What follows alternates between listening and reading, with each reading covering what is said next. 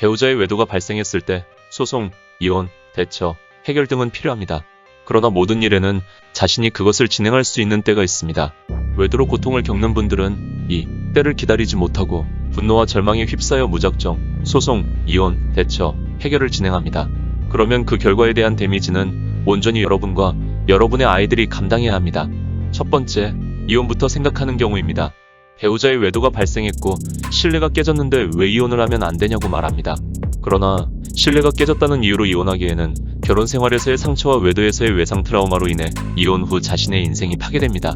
엄청난 상처에 대한 보상 심리가 작용함에 따라 이혼도 했겠다, 거리낄 것도 없고 이제는 내 인생을 즐기며 살 것이라는 생각에 갈수록 자신을 통제할 수 있는 능력이 사라집니다.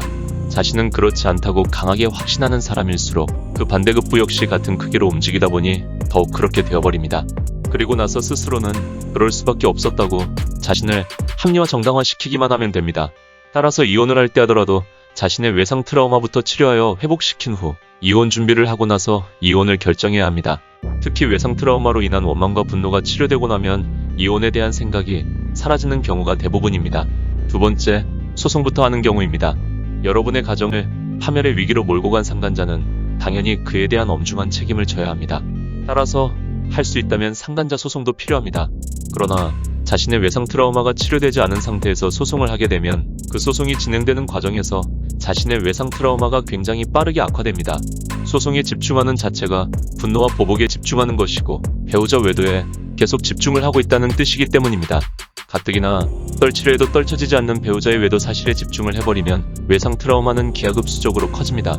그리고 생각과는 다르게 상간자 소송을 한 후에 부부회복은 소송을 하지 않은 상태에 비해 거의 불가능하다고 봐야 합니다. 소송이 이루어지고 나면 여러분은 상간자뿐 아니라 여러분의 배우자에게도 가해자의 이미지가 되어버리기 때문입니다. 그래서 아무리 승소를 하더라도 결국 자신의 인생을 자신 손으로 파기한 것이 됩니다. 반면 자신의 외상 트라우마부터 치료하고 행복 능력을 갖게 된 이후 진행하는 소송에서는 소송 도중 악화될 외상 트라우마도 없거니와 어떠한 상황에서도 흔들림이 없이 여러분 자신과 여러분의 아이들의 행복을 지킬 수 있는 능력이 생깁니다. 세 번째, 외도 문제에 대한 대처나 해결을 하는 경우입니다. 외도를 한 배우자는 이미 부부관계를 파괴시킨 사람입니다. 그런 사람에게 무엇을 노력하더라도 오히려 부부관계를 더 빨리 파괴시킬 뿐 그 어떤 것도 회복시켜줄 수 없습니다. 예를 들어 외도한 배우자를 맞춰주는 것도 맞춰주지 않는 것도 모두 대처와 해결의 노력입니다. 이때 외도를 한 배우자는 관계 중독에 의해 작은 스트레스와 상처에도 인간관계를 파괴하는 언행을 합니다.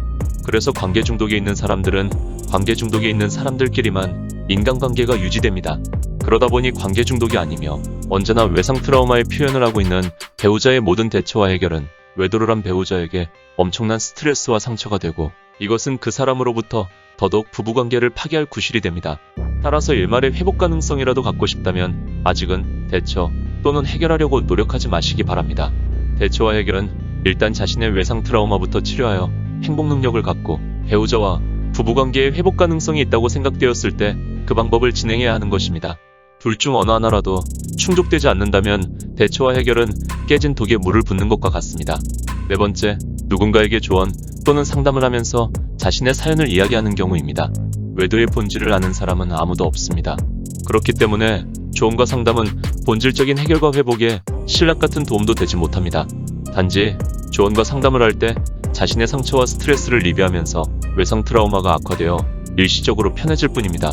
여기에 위로와 공감을 받으면 상대에 대한 분노와 억울함이 합리화되고 정당화되면서 본질적이지 않은 가짜 상처가 진짜가 되고 위로와 공감을 해준 상대에게 의존하는 마음이 강력해집니다. 따라서 일단 외상 트라우마를 치료하여 가짜 상처는 스스로 모두 제거를 하고 자신의 인생을 주도적으로 행복으로 이끌 수 있는 상태가 되었을 때 조언과 상담을 받아야 합니다. 그래야 자신이 살아갈 인생의 방향을 자신 스스로 결정할 수 있습니다. 그렇지 못한 경우 조언과 상담이 거듭될수록 외상 트라우마가 악화되면서 결국 자신의 인생을 사는 것이 아니라 조언과 상담을 해준 사람이 제시한 인생 또는 기타 타인을 위한 인생을 살게 됩니다. 이처럼 외도가 발생한 시점에서 모든 방향의 걸림돌이 되는 것은 외상 트라우마입니다. 자신의 행복을 위해서는 필요하다면 소송이든 이혼이든 무엇이든 해야 합니다.